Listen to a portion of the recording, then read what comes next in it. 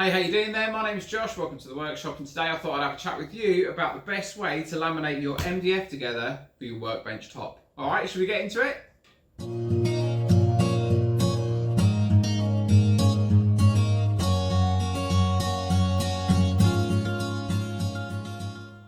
Okay then, so before I start, if you hadn't noticed, and if you hadn't seen some of the other videos, I am a massive proponent. Am I a proponent? I don't know what the word is. But I love using MDF for workbench tops.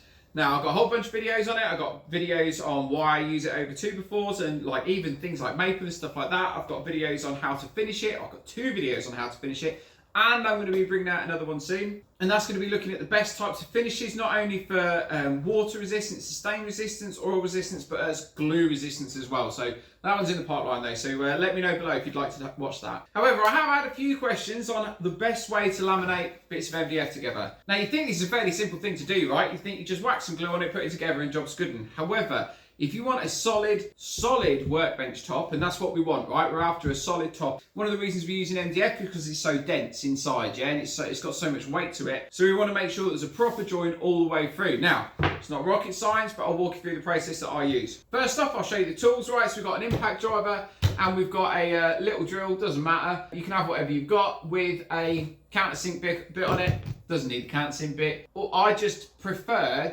on my first few screws, to pre-drill them. But I'll show you that in a little bit. We've got some 4x50 screws here and some 3.5 or 30mm, because there's a couple ways you can go about this. And then I've got a bunch of glues here. So we've got some like super duper cheap, like this was £3 for 5 litres worth of PVA glue. I've got some more expensive 502 wood adhesive that I use in all my videos. That's what's in here. Who needs a glue bot when you've got like a nice little bottle, eh? I've got a video on that as well. And some polyurethane glue, the foaming type that gets all over your hands and goes minging, and yeah. So you can use any of them, right? Personally, I use the 502 because it's really, really cheap. The polyurethane glue is quite good because obviously it's a gap filler, but this is full of resins, and in my opinion, this is the better one to use. Although in a pinch, if I needed to chuck a whole bunch of timber together, then I don't see why using normal PVA glue would be a problem. Especially in a workshop, right? Because it doesn't need to be like water resistant or anything like that. And if you finish it properly, did I tell you I got a video on that? If you finish it properly, I don't see that it's an issue anyway. But for peace of mind, this is what I use because it's more of a structural glue. It has a powerful cross-linking formula, eh? I mean, if that's what it's got, then surely that's what we should use. Okay, so obviously, I haven't got any workbenches that need making up at the moment, so I'm not going to laminate a whole 8x4 sheet together or a 6x4 sheet together. However,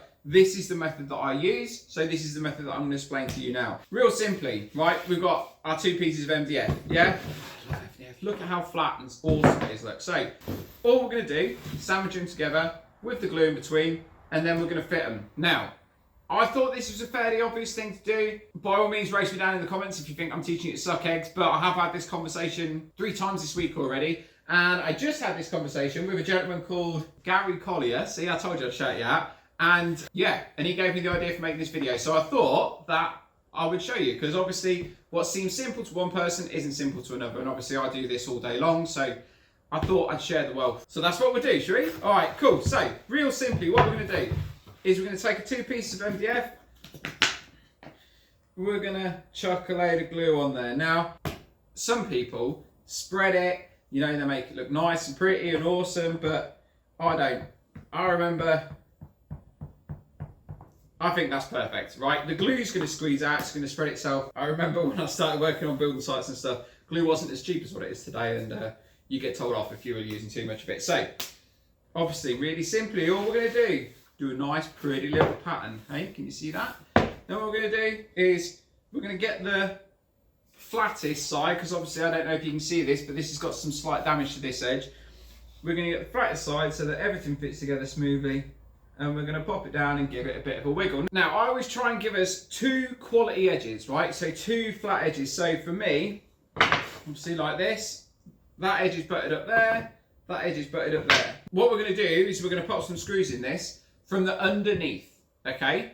And then that way, when we flip it over and we've got our workbench top, we haven't got any fixing shown or anything like that. No holes, no nothing. It's just like a nice, perfect top. So to do that then, if we were just going to do it like this, now this isn't the way I recommend to do it, but obviously not everybody's got the bits and pieces that I've got here. So What I would use is I would use this 18mm by 18mm, 3/4 inch, 3/4 inch. It's going to give you 1.5 inches. So I'm going to use a 30mm screw.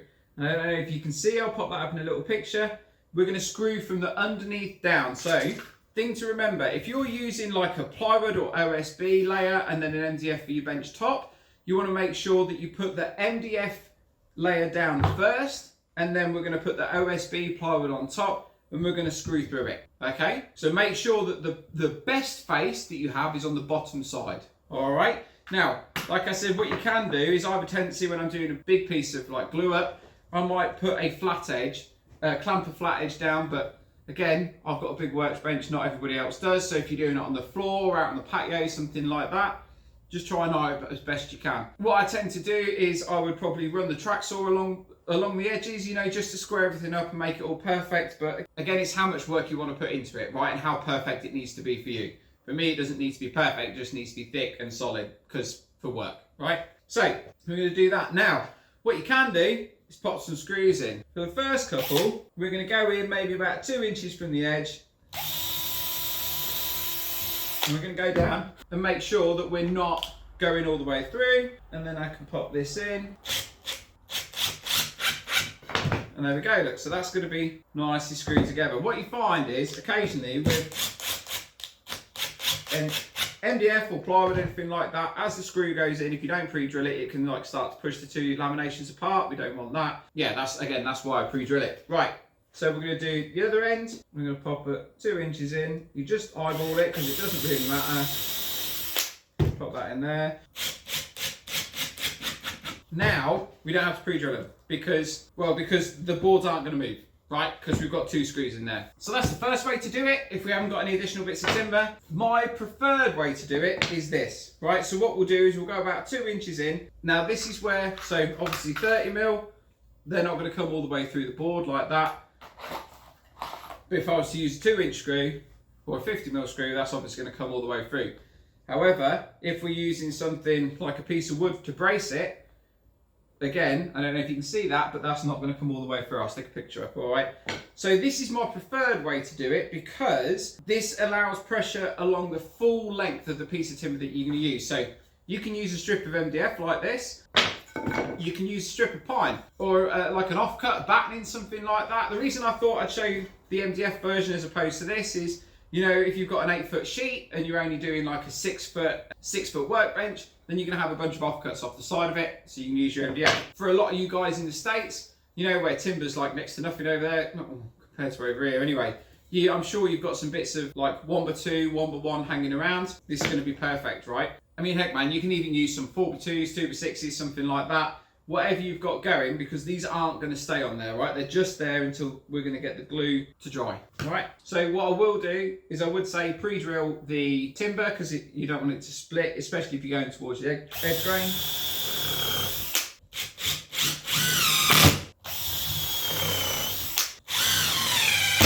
And then I'll probably pop another one in the middle. Not that it necessarily needs it, does it? I guess the thing is like, you can put as much in there as you really want to, can't you? You're just going to take the screws out at the end of it. So why does it matter? And there we go. Right, it's literally that simple. Now what you might find you get a tiny little gap here because there's variations in the MDF. This piece of MDF has been sat over on my CNC for about the last 6-8 weeks now, so it's got humid in here and it's dried out, it's humid and dried out, so it's probably not perfectly flat. I don't know, I'll show you. So we have got like a slight gap between them. If you wanted to, you could go along with some clamps, close all that up. But again, I'm not really that fussed. But if you are, by all means, go along, pop some clamps on there. However, this is, in my view, the best way to do it. Let me do the MDF section next to it, so you can just see what that looks like.